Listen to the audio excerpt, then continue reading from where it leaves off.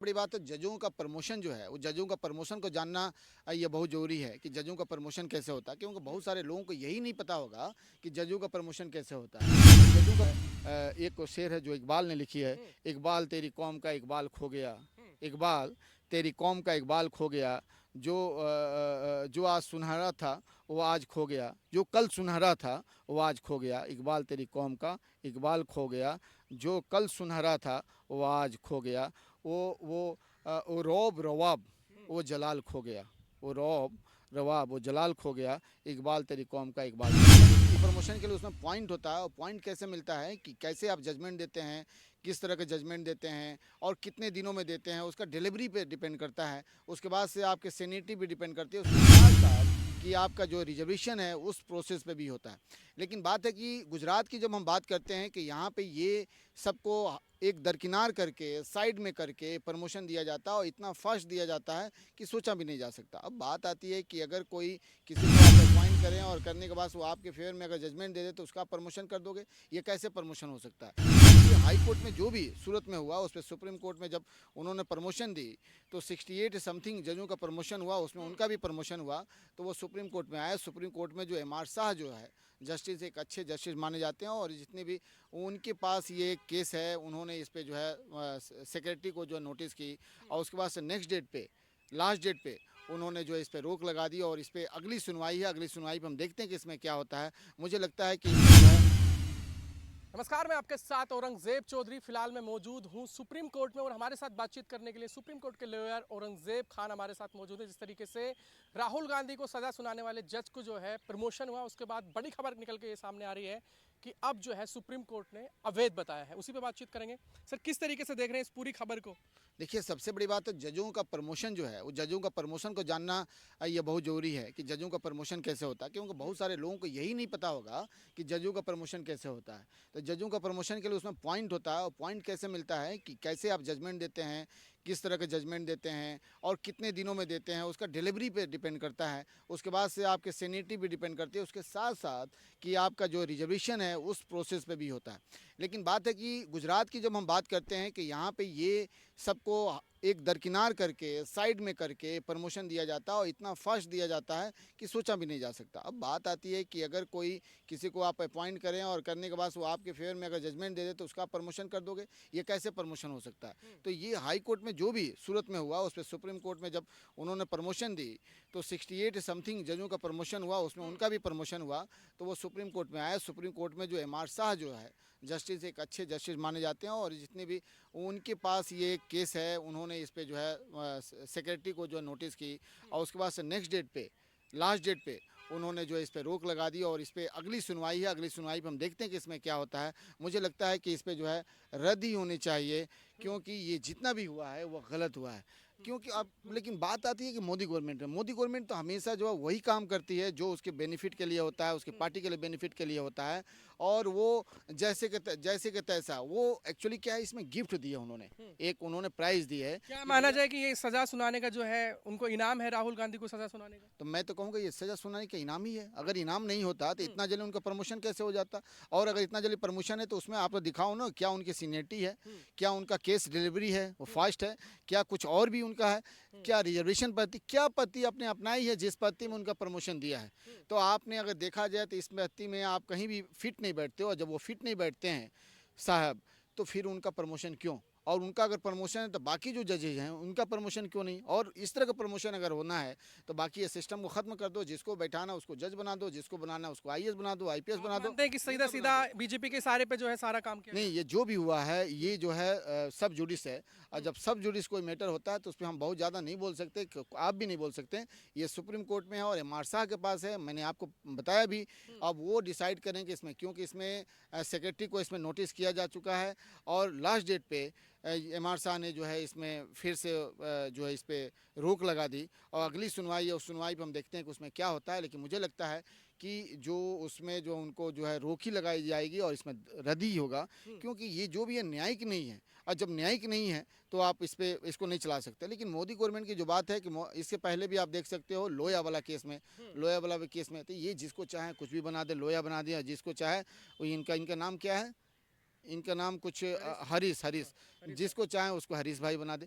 तो इनके ऊपर है, ये जो चाहे वो करें। नहीं, सवाल ये है कि जिस तरीके से अवैध बताया है और राहुल गांधी को जब सजा सुनाई गई तो क्या जो फैसला था राहुल गांधी पे उसमें भी फिर कोई बड़ा फेरबदल देखने को मिल सकता है? आप ये बताओ कि राहुल जी के ये केस जो है बहुत पुराना है, 1 साल पहले था, लेकिन 1 साल पहले का केस को जो है स्टे कर दिया जाता है। और स्टे करने के बाद से फिर से जैसे अडानी का मामला आता है उसी मामले में 1 सप्ताह में इसको जो है फिर से इसको स्टे को वैकेट करके और उसके बाद फिर से इस पर जजमेंट आ जाता है। और आने के बाद से राहुल जी का सदस्यता को रद्द कर दिया जाता है। सदस्यता के बाद से एक ही महीने के अंदर में उनको कोर्ट ही ले ली जाती है।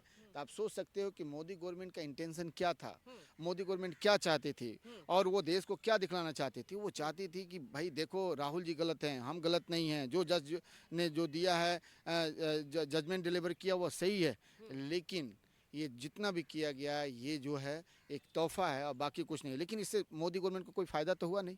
आपने राहुल जी को एक तरफ से घर से बाहर निकाला और राहुल जी ने और कांग्रेस पार्टी ने आपको कर्नाटक से बाहर निकाल दी, वहाँ की जनता ने आप बाहर निकाल दी। यहाँ तक कि आपने बजरंग बली का नाम मिसयूज करने की कोशिश की। आपने ये दिखाने की कोशिश किया कि बजरंग बली केवल बीजेपी के हैं।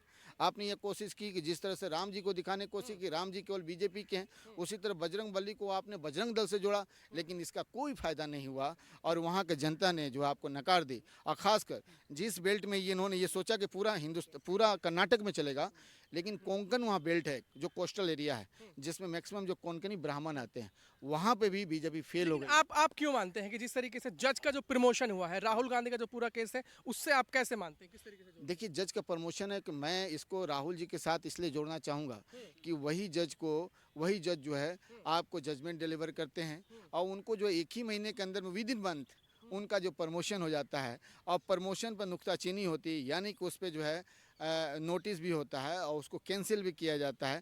तो इससे क्या जाहिर है, ये मैं नहीं बोलता हूँ, ये जुडिशरी ये बोलती है, जुडिशरी ने उसको रोका है, मैंने नहीं रोका है, उसे पब्लिक ने नहीं रोकी है। पब्लिक तो इस पर चिल्ला रही है, पब्लिक का ये आवाज़ है कि जो भी हुआ वो गलत हुआ। लेकिन जुडिशरी ने, खासकर हायर कोर्ट जो इंडिया का जो सुप्रीम कोर्ट जो है उसने जो है इस पे रोक लगाई है, एम.आर. शाह ने लगाई है और ये मैटर सब जुडिस है। तो ये जो है जुडिशरी ने लगाई, यानी कि इसमें गलत है और इसमें गलत तरीके से प्रमोशन किया गया। और गलत सब पे तो इस पे क्वेश्चन मार्क नहीं हो रहा क्योंकि 68 जजों का प्रमोशन हुआ है, उसमें मैक्सिमम का जो है उस पर कुछ कोर्ट ने उस पर कुछ नहीं किया, संज्ञान नहीं ली। इसी पे क्यों संज्ञान लिया गया? इसलिए संज्ञान लिया गया कि इनका प्रमोशन जो है सडन हुआ है और जिस प्रमोशन जैसे इनको प्रमोशन किया गया, जिस पोस्ट पर किया गया, ये हो ही नहीं सकता है। आप वन बाई करके ऊपर आएंगे और उसका एक सिस्टम है, उस तरह से आएंगे। आपका जो है बाकी जो न्यायिक प्रक्रिया, उस प्रक्रिया से आप आएंगे, लेकिन आप उस प्रक्रिया में आप आते ही नहीं हैं और आपका प्रमोशन दे दिया जाता है। तो इस पर मैं क्या, एक जो है छोटा सा बच्चा भी होगा, कोई भी होगा, थोड़ा सा भी उसको पता होगा कि ये सिस्टम क्या है, तो वो भी इस पर क्वेश्चन मार्क करेगा। तो मैं और आप क्या कर रहे हैं, तो इस पर कोई कहने वाली बात वही चीज मैं वही सवाल मैं दोबारा कर रहा हूँ कि जिस तरीके से अवैध जो है सुप्रीम कोर्ट ने ठहराया है, क्या राहुल गांधी को सजा सुनाना वाला फैसला जो है उसमें कोई बड़ा फेरबदल देखने को मिल सकता है? देखिए बात है कि फेरबदल तो देखिए, एक तो जनता ने, राहुल जी ने कहा था कि आप मुझे पार्लियामेंट के अंदर रखो या मैं रहूं या बाहर रहूं, मेरा जो काम है जनता का काम करना, इंडिया के लोगों की आवाज़ उठाना, पब्लिक की आवाज़ उठाना, माता बहनों की आवाज़ बनना, युवाओं की आवाज़ बनना। तो राहुल जी बाहर हैं फिर भी आवाज़ बन रहे हैं और कर्नाटक में उन्होंने दिखा दिया। तो मोदी गवर्नमेंट जो है एक्चुअली राहुल जी को अडानी पे जो बोलने वाला मुद्दा था, अडानी जो चोर करप्शन के मुद्दे थे, उस मुद्दे को उठाया था। उस पर इन्होंने जो है उसी जज ने राहुल जी का निष्कासन किया था। उसी की वजह से जो है, अब बताओ 2 साल का उसका मैक्सिमम पनिशमेंट है और 2 साल का मैक्सिमम पनिशमेंट, आपने मैक्सिमम पनिशमेंट आपको दे दिया, इनको दे दिया। और वो इसलिए पनिशमेंट दिया गया कि इनका सदस्यता को रद्द किया जा सके और सदस्यता के साथ साथ, और सदस्यता रद्द भी हुआ तो इतना फास्ट, इतना क्विक हुआ कि इसके साथ साथ इनके जो है जो क्वार्टर है उसको भी ले लिया गया। तो जनता ने दिखा दिया कर्नाटक का कि देखो आज देश जो है आज सच्चाई के साथ है, आज देश जो है जो ट्रुथ के साथ है, आज देश जो है उस लीडर के साथ है जो आवाम का लीडर है, जो आवाम की आवाज़ उठाता है, जो आवाम के साथ चलता है, आवाम की बातों को सुनता है, आवाम की बातों को करता है और जो देश को चला सकता है, हम उसके साथ नहीं है। जो फैसले में कुछ बदलाव होगा फिर? 100% कुछ ना कुछ तो ऐसा होगा जो इससे दिख रहा है कि राहुल जी का फिर से इनको करना पड़ेगा, क्योंकि अब बीजेपी परेशान है। बीजेपी को ये समझ में नहीं आ रहा है कि अब हम करें तो क्या करें, क्योंकि हमने पहले तो धर्म के मुद्दे पे अपने आप को जीतने की कोशिश की, बजरंग बली को लेके आए, उसमें ये फेल हो गए। उसके बाद से अब ये इन्होंने पहले सोचा कि राहुल जी के मुद्दा पे हम सक्सेस हो जाएंगे, नहीं हुए तो बजरंग बली के मुद्दे पे आए, तो बजरंग बली में फेल हो गए। बजरंग दल ने इनको श्राप दे दिया, बजरंग बली ने इनके लंका को जला दिया, दहन कर दिया। फिर तो से अब सुप्रीम कोर्ट से फैसला आएगा कि राहुल गांधी की संसदीय और घर बंगला वापस होगा। इनको अगर अपने आप को 24 को बचानी है और इनको लगता है कि हमारे लंका में आग फिर से ना लगे और लंका ना जले, दहन ना हो, तो इनको राहुल जी की सदस्यता को वापस करनी पड़ेगी और इनको क्वार्टर को फिर से रिटर्न करना पड़ेगा। अगर नहीं करेंगे तो जो इनका लंका बचा है वो भी लंका का दहन होगा और बजरंग बली आके सच्चात इस बार जो है उसका जो है दहन करेंगे। कोर्ट के नजरिए से क्या होगा, संसदीय और घर वापस होगा? ये कोर्ट हमेशा जो है, और खासकर सुप्रीम कोर्ट है, ये सुप्रीम कोर्ट हमेशा जो है न्याय के साथ होती है और सुप्रीम कोर्ट को लगेगा, अभी तक लगा है। सुप्रीम कोर्ट ने तो कह दिया अवैध था, जो जिस तरीके से प्रमोशन हुआ है अवैध है, राहुल गांधी को सजा सुनाई है। तो क्या इस फैसले में जो है फेरबदल देखने को मिल रहा है? देखिए, अगर अवैध नहीं होता, अगर गलत तरीके से उनका जो है अगर नियुक्ति नहीं होता, प्रमोशन नहीं होता, तो सुप्रीम कोर्ट इतनी हायर कोर्ट है, वो भी एम आर शाह के कोर्ट में ऐसे इसे जो अवैध नहीं बताया जाता, तो इससे साफ जाहिर होता है कि इसमें गलत हुआ। गलत तो हुआ ही है कि भाई आपका पॉइंट भी नहीं है, फिर भी आप उससे पॉइंट पे पहुंच जाते हो, उससे बियॉन्ड पहुंच जाते हो और आपका प्रमोशन हो जाता है। तो ये सब तो गलत है ही है। लेकिन अब क्या है कि हिंदुस्तान की जनता जाग चुकी है। हिंदुस्तान की जनता अब ये देखो, आप कब तक बात करोगे हिंदू मुस्लिम की बात करोगे, आप कब तक जज का प्रमोशन करके किसी को आप वैकेट कराओगे, कब तक आप ऐसा काम करते रहोगे, कब तक आप एसपी और डीएसपी और डीएम के सहारे लेके आप किसी का मर्डर कराते रहोगे, चाहे कुछ भी करते रहोगे और उसको रोकने की कोशिश करोगे। ये देश जो है अमर जवानों का और ये वीरों का देश है। ये देश जो पंडित नेहरू का और गांधी की देश है, यह सुभाष चंद्र बोस के देश है। इस देश में अगर आप चाहते हैं तो वो नहीं चल सकता, यहाँ नहीं चलेगा। यहाँ पे चलेगा तो विकास चलेगा, यहाँ पे चलेगा तो न्यायिक जो प्रक्रिया उससे चलेगा। यहाँ पे कुछ बेहतर आप करने की कोशिश करेंगे तभी यहाँ पे नहीं हो सकता, नहीं तो यहाँ पे कुछ भी नहीं होगा। यहाँ की जनता अब जाग चुकी है और ये जो है क्या है, एक ट्रेलर था एक शेर जो 24 में कैमरामैन ने कमाल कर दिया, पता नहीं कैसे 24 में देखो, एक है, ये आंधियां मगरूर दरख्तों को पटक जाएंगी। ये आंधियां मगरूर दरख्तों को पटक जाएंगी, जो साख बचेंगी वो लचक जाएंगी। ये खासकर मोदी जी पे है। ये आंधियां मगरूर दरख्तों को पटक जाएंगी, जो साख बचेंगी वो लचक जाएंगी। बस तुम्हें भी आसमां छूने का हो जाएगा अंदाजा, जब पैरों तले जमी खिसक जाएगी। और दूसरा भी आप सुन लो, खासकर इस देश के कौम के, देश के अवाम के लिए। देश के जितने अवाम एक कौम होती है, कौम उसे कहते हैं जो जिंदा दिल होता है। जो जैसे आप पाकिस्तान में देख रहे हो, लोग लड़के छोटे छोटे जज्बात में बोलते हैं कौम, कि आज हमारे जो है देश में जो है कौम बना, पहले हम एक अवाम थे, सब कुछ थे, लेकिन आज कौम एक मुत्तहिद होती है और वो सही और इंसाफ की डगर पर चलती है, सबको लेकर चलती है। तो आज हिंदुस्तान कौम नहीं बना है, यानी कि एक साथ लोग नहीं है, डेमोक्रेटिक और सेकुलर फॉर्म में नहीं है।